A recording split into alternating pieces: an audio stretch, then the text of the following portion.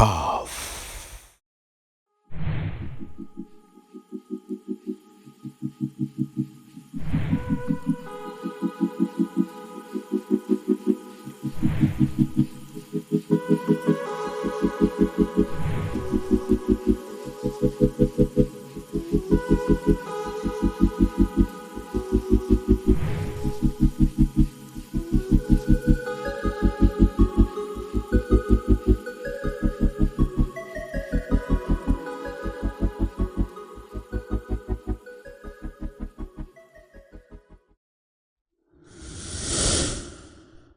The path. All right, viewers, it's your man, the King, and I'm here, right here with a brother called Brother Yaw. I will allow him to introduce himself. However, this is the path, the program that leads you to ascension, the program that leads you to liberation. We need to liberate yourself, and we all have to do it together. Each teach the other. Yes. So, Brother Yaw, greetings to you. Greetings, my lord. How are you doing? I'm super fantastic and great. All I'm right. in Africa. All right. I'm happy. How long have you been in Africa? 22 For years. starters, 22 years. Only 22 years. 22 years. Should be 422 Yeah, years. oh, It took us away from 400 400 years. So I years. can only count 22. 22. Yes, sir. Okay. So, Brother Yaw, please let your honorable viewers know who you are. Okay. Simple. I am called Yaw Owusu Akyea. I changed my name from my previous slave name. If you're born on that side, where I was born in Jamaica, Yeah. Jamaica for me, I love the history of Jamaica, but Yeah. for me, I have to let the listeners know it's a plantation. Exactly. It's a colony, just like Ghana. We have that in common. Yeah. So I do not trace my roots to Jamaica. Mhm. My roots is in Africa. All I right. have to have an African name. Okay. So that's my name. Some Ghanaians will make mockery because I don't speak the language. Yeah. But if you were left here and went outside, Mhm. nobody to teach you, you would not be speaking Tree or Fanti or Ewe. Exactly. So Pachame, why? Yeah, the better. No fan channel. What's it? That's what he's saying. Just forgive him. You know, it's not his fault either. You know, it's we all know what took place. Yeah. So all right, bro. So can you how has your journey been like? You know, we're back in abroad. My journey has been awesome because it's a calling. Mm-hmm. I was ordained to be here. What I mean by that is from I know myself consciously from small, Mm-hmm. I've always yearned to come to Africa. Maybe because of the reggae musicians Mm-hmm. or the call reading the history books. Yeah. I know I belong here. So I was yearning after going through school, masters and all that degrees. I was 39 years old. And I said, I'm not gonna let my 40th birthday reach me in Babylon unless I come home. Wow. So I forced it while I was doing my degree. Mid-semester, I came here. And to be honest, it was like a fish in water. Coming back home, I felt at home. Wow. And yes, although Jamaica is a colony or plantation, Ghana became my point of reference. Exactly. It was just like Jamaica. Yeah. And the people. Yeah. So I'm at home. So regardless of what tribulations and joy I go through, it's home. I have to be here regardless. So it's not an option. It's not an option. No, it's but how did Ghana treat you, or how is Ghana treating you? Ghana's treated me fine, and I want to make a separation between the people, Yeah. the grassroots, Yeah. and the government. Okay, that is very Right. important. Yeah. The people on the grassroots, they love us. We love them. Exactly. I find the people here easy to smile, easy to talk to, helpful. Yeah. Just don't get into business practice. Practically. But they're family. Exactly. And when they hear that you're from Jamaica, there's another level because there is a Connection. bond there. Yeah. I don't care where. It's not let's say Ivory Coast. Yeah. It's specific to Ghana, and we draw on cultural like the Anansi story, Yeah. in Tukuma. Yeah, in All Tukuma, those things yeah, we thought that was Jamaican, but it's here. Exactly. So we are. It's like coming back home. And then even some Jamaican names as well too. Yes, the names of the Kojo and Nani, and the national hero, the one female, was tied back to Kumasi, Nani of the Maroons. You see? And if you go to Jamaica, there are three places they're Maroon inhabited. They have a connection. They kept the culture because of their proximity to each other. Exactly. Yeah, and although there may be other groups from other countries in Jamaica, the Akan culture predominates culturally. Exactly. Because of the Maroons, we kept that in there. Exactly. Yeah. But I want to touch on one thing before I go. I mentioned the people are great Yeah. because they're my family. Yeah. Even if you have bad family, they're still your family. Exactly. You can't use one person and fry everybody else. Exactly. But the government now is my problem is they treat you as if you are a foreigner, even though they say come home. So what do I mean by that? If you invite me to your house, say, Brother Yaw, I hear that you are my long lost cousin or my brother or sister. You come to my house. And when I knock on your door, first thing you're going to charge me. Quickly. You have to pay before you come to the gate. Which is then why are you invited? Well, that's the first problem. So I make that distinction between the people welcoming on the ground and the government, how they treat you. They act like how the colonial masters will still be acting. Yeah. All right, they're not acting like brothers and sisters, and they're acting like they're liberated. As a matter of fact, white folks with Canadian passport, British passport, U.S. passport can have easier access throughout Africa than our own African brothers and sisters. Wow. And that's because the whole colonial legacy is still existing, and we have to shatter that. Exactly. If you say come home, you got to make it feel like home. Don't charge all these crazy fees. I won't go through it right now. Like they said, they have residential permits and other stuff. Right. So how does that process go? Like, you pay for it? Right. The first thing is the visa. When you come, you got to pay visa just like a Chinese person or Indian person. So where is the family? There's no family. That's number one. Yeah. Now, the second thing is if you want to stay here without being penalized for overstaying, then you should get something called your resident permit. Yeah. And that will cost you, you have the money for the form, but you have the people immigration who charge you more if you want to facilitate it. Yeah. And if you don't get a resident permit and you overstay, Guard Immigration can hold you accountable when you're ready to leave, and they'll charge you, penalize you, and threaten you with deportation. Exactly. And harass you because just like Ghana police, they'll stop you just to get something from you. Yes, exactly. Yeah. So that's what. Well, that is a whole new. If you want to go into that, like the system, that's a separate matter. Yeah. But I just want to make a distinction between how the government treats us and how the people of Ghana are beautiful. Exactly. They're my people. Yeah. I can see that. And we've experienced that too. You welcome us warmly, and that we are very grateful. Yeah. So, I learned you're a clinical psychologist. I'm a psychotherapist. A psychotherapist. Yes, and that was my training in the U.S. Okay. I did psychology in Canada, did my master's, and I was working at several facilities. Okay. I won't mention them before I came here. So I was making pretty good money. Exactly. When I came, and I didn't come here because of the beaches or the salary. Exactly. No, I came because I'm supposed to be home. Very good. Yeah. Very good. So, Brother Yaw, can you tell us your background in Jamaica? Who is the greatest hero over there in Jamaica? The greatest hero is, without doubt, is Marcus Garvey. Marcus Garvey. Without a doubt. And I brought this book, Ghana Schools. On this page is a number of African leaders back in the 1930s. So Haile Selassie's in the middle. Yeah. Then you have Tubman and a whole bunch of leaders. All of these guys were instrumental in the liberation movement that occurred after, let's say, World War II. Exactly. Instrumental is the name Marcus Garvey. He influenced most, if not all, of these guys. Exactly. Right, including our great Kwame Nkrumah. So he's instrument. It's a name that you should not only know to say you know, but you should practice what he's advocating. Exactly. Yeah. So can you take us through a brief history about him? Yeah. Yeah. So, how his life started and how in Jamaica and I'm not sure who my audience is, but I want to do something different. I want to color. I want to color, provide a picture. I could say Marcus Garvey was born in 1887, right? But it's just numbers. Exactly. I want to say he was born one grandfather or two grandfathers ago. Okay. So just picture that. Your grandfather, you're still in there. It wasn't that long. Yeah, not that long. He was born in 1887. He died in 1940, June. Exactly. But it wasn't that long ago that after so-called emancipation, 1865, this guy came along and just changed the whole landscape of how black people should behave or how they should react towards their oppressor. Exactly. So at that time, okay, first of all, let's start in Jamaica.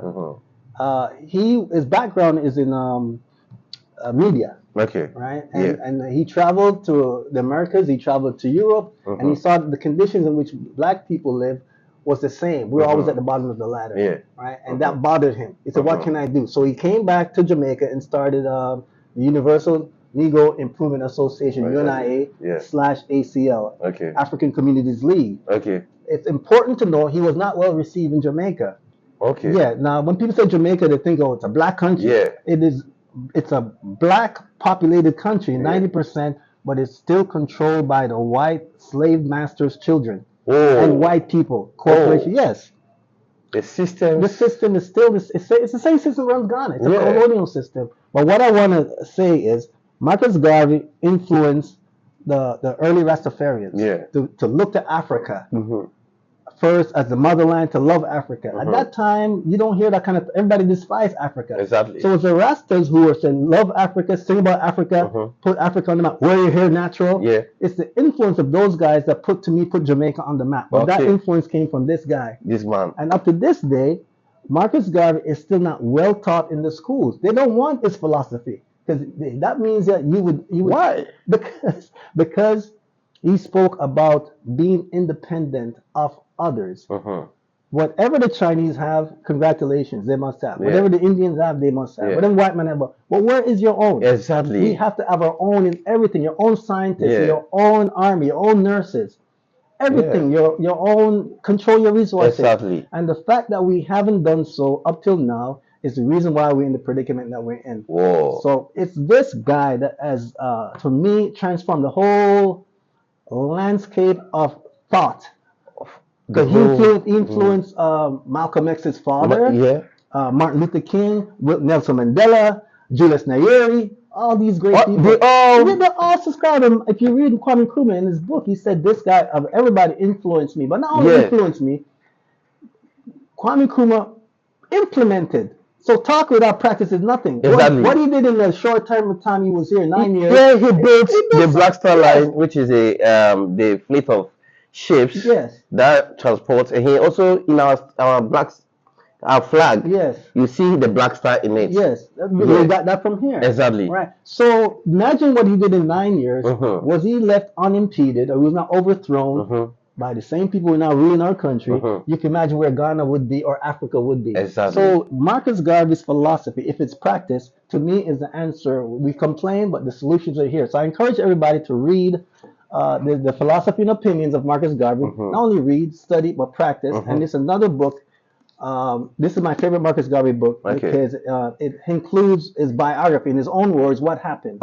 And then he's also a poet. His poetry and other writings are in here. Exactly. And he explains like everyday life. How would you, let's say, your concept with, let's say, education. If your education is not benefiting you, and it's benefiting someone else, then your education is useless. So if you go and get your PhD, or in economics, and you still want to sell your raw materials outside instead of refining it, then what is your education? Exactly. So that's what I'm talking about. This guy, Wow. What is your favorite Marcus Garvey's quote?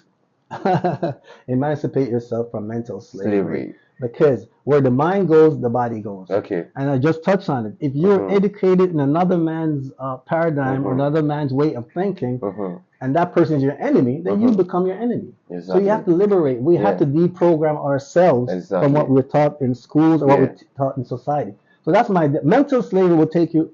Mental freedom will liberate you. And you have to liberate yourself first before you can liberate yourself others, and before you can have physical emancipation. You got to be up here first. It's key. What will you tell the current Ghanaian youth or current generation? What will you tell them from Marcus Garvey's point of view? I'm going to say this from Marcus Garvey's point of view. Marcus Garvey said this, and a lot of people from the West, African Americans or Jamaicans, whatever you want to call us, may not agree. But he said this. He goes, the natural leader of the race will be the African born on the continent. Because when he or she wakes up to know what they have, the resources we have in the continent, when we learn that we are really the envy of the world, what we have, nobody can stop us. Once you get an education that we get in the West, in terms of science and technology, and you bring that back home, who can stop you? But a lot of Ghanaians or Africans have traveled there to school and come back, yet they are performing abysmally worse. Why is it that? Is it that they are not awakened or? Well, you just touched on the mental slavery. They're still they may be Ghanaians living outside, but they've not educated themselves racially. Racial, okay. So if you go out there and you're still trying to struggle to pay rent and pay food, and you still go to the Chinese restaurant or the Indian shop, and you're not buying from black people to take advantage of your economic power, you're going to be in a situation where it's abysmal. You have to group your resources together. We don't do that. And it's a black man's thing. It's a black man's Was thing. it caused by the slavery over the consistent years, or how?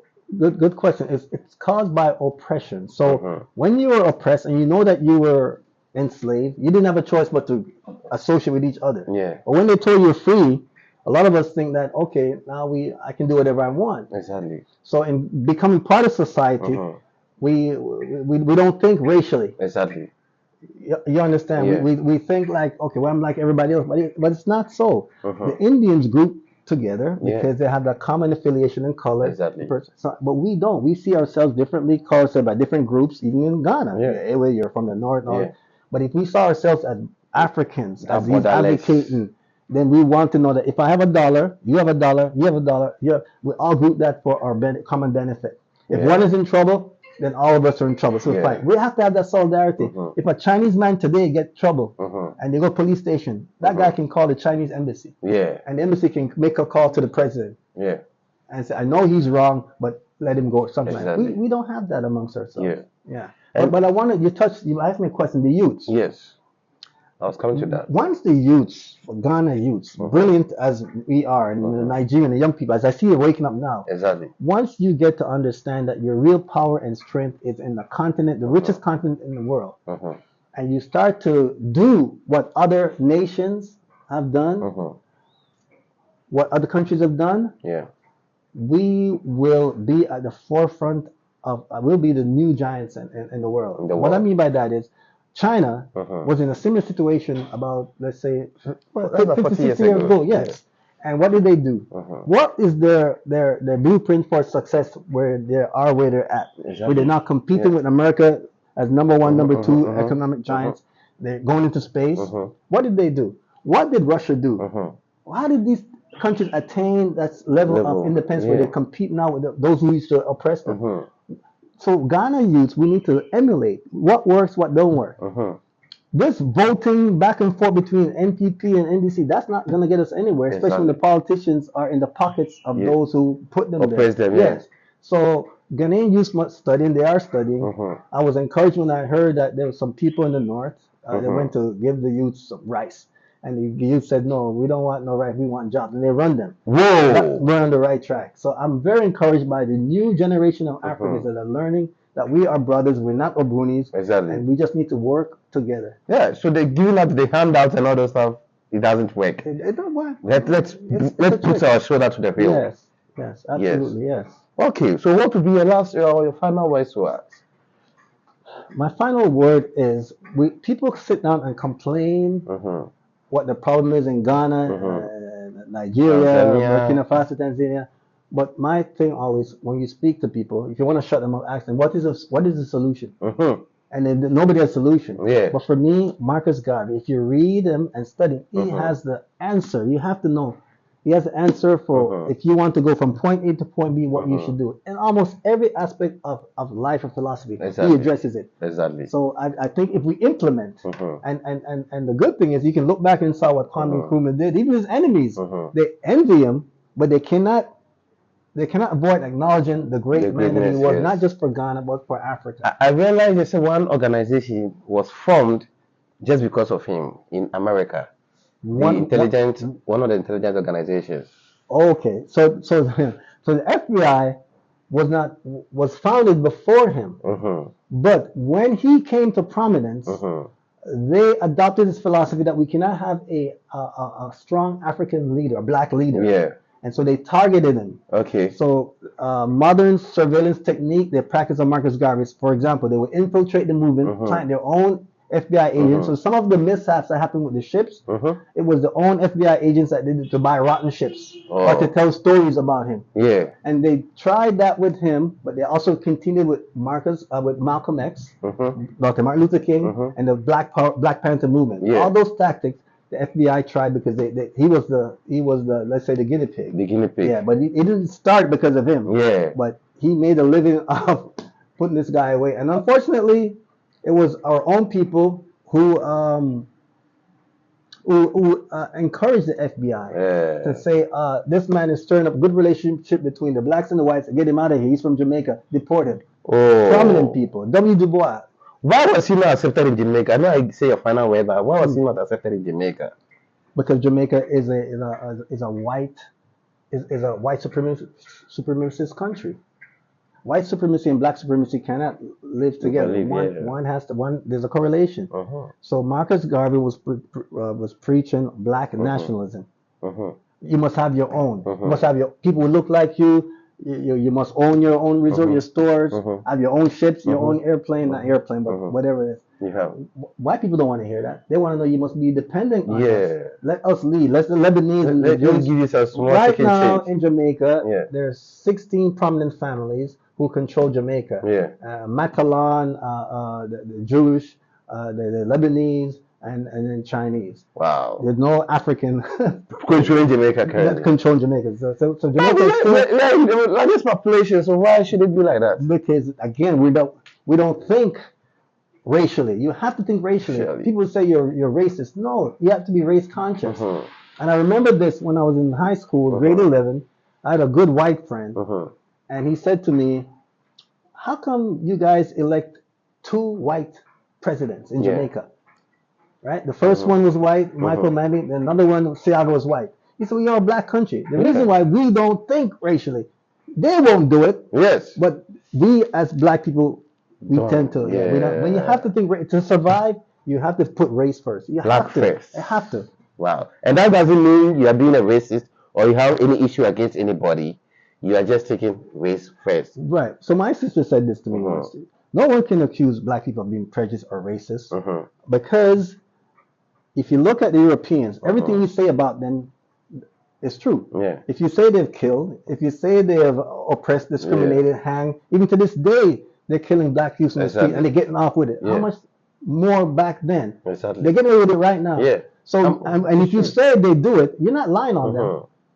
Housing practices where there was discrimination, discrimination in the banking, everything. So we're not racist. We're telling the truth what happened. We're asking for equal justice, equal treatment, but we're not. That's why Marcus Garvey says, have your own. Don't go to their schools. Have your own schools. Have your own hospitals. If you have your own hospitals, you won't have to worry about them giving you syphilis like they did in Tuskegee experiment, or giving you AIDS or Ebola. So even if we unite, the government have no power over us. What government? The current government, or not the current, I mean, any leadership that is against the progress of black race. I say what government because I say it facetiously because if you don't have a government that's representing the interests of the people, you don't have a government. And that's what they do. How can you have a military base here in your country where they can get away with murder and you can't even take them to court? What kind of, can I do that in the U.S.? No. Can I go to China? No. So what government would do that? No government. What government would continue to give away your gold? Gold, I want to say this. Gold is the most precious metal. And you give away gold for what? Oil. No, not even before that. Give away gold, and what you get in return? You get paper. What is paper? Money. Don't we have paper? Don't we have trees? What's paper made of? Trees. Don't we have? So why are you giving away the most precious metal to get something? So you're being fooled. You're being tricked. So it's that kind of miseducation, mental enslavement that those guys you call government that they're doing to derail the future of black youth. So when you talk to the youths, and I'm glad you asked, we have to think differently. No leader should come and talk about giving away your oil, giving away your cocoa, giving away your bauxite. For what? We should be talking about manufacturing these things underground and then selling it to those people. Right? So we need a new African mentality. Those guys are not government. They are rich families who take turns and enriching themselves and their families, their children, and people around them. And they don't care about the majority.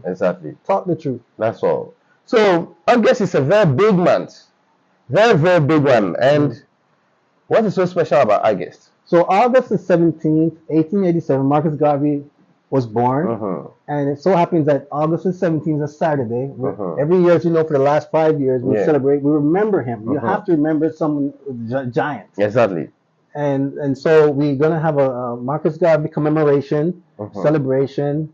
And at the same time, the theme is back, return back to Africa. Exactly. So we're still encouraging that central team come back to Africa, not Mhm. only physically, Mhm. but in terms of your mentality. Exactly. You got to come back home with a different attitude, to renew your effort to make Mhm. Africa great. Great again. Yeah, great again. Exactly. So that's going to be held right here. Okay. August 17th, it starts around 11 o'clock. Mhm. And so we're encouraging Mhm. people who want to come to Ghana, Mhm. who are outside, to tune in. They may have questions. They want to Yeah. know, how do I facilitate immigration? Yeah. What if I want land? Mhm. And also those already who are here Mhm. still want to share their victories Mhm. and their tribulations. Okay. All right? Exactly. Yeah. That So we is it. welcome, especially young people. We want you to Yeah. come out. You have to know, not only know, but practice Garvey. Yeah. Start reading, mention his name. The books are here. Copy them down, do a Mhm. profile, right? And start. Y'all Google, so go Google. Yeah.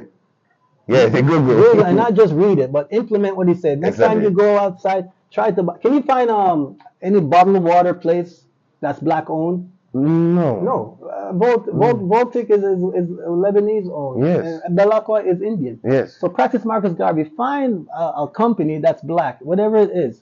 That's what you must do. Exactly. That's practicing Marcus Yeah. Garvey. Black that is own true. everything. Exactly. That is very good. I'm grateful. So August, I'll make sure we're out here and Yeah. to join and to make Africa great again. Yes. It's not only reading and knowing about him, but also, like you said, practice it. Practice. Yes. Yeah, You must first of all liberate yourself, Yes. and then you can now put it into action. So we are grateful for having you here. But is there any place that maybe we can go to? Because I know the organization or the group that is organizing this program is called.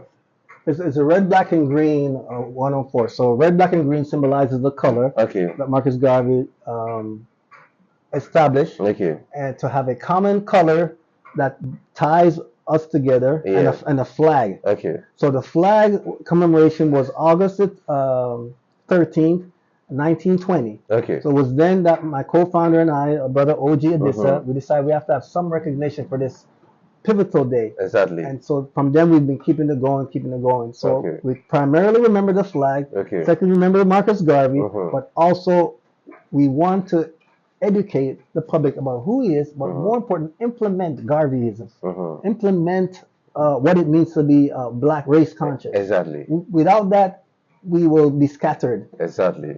And if you're scattered like the fingers, you're not effective. But like Eventually, this, we will just disappear. yeah. Yeah.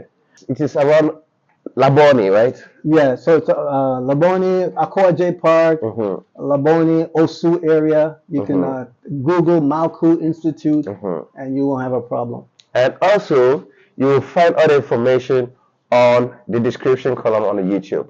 All right. So, with that much to say, we say we're out.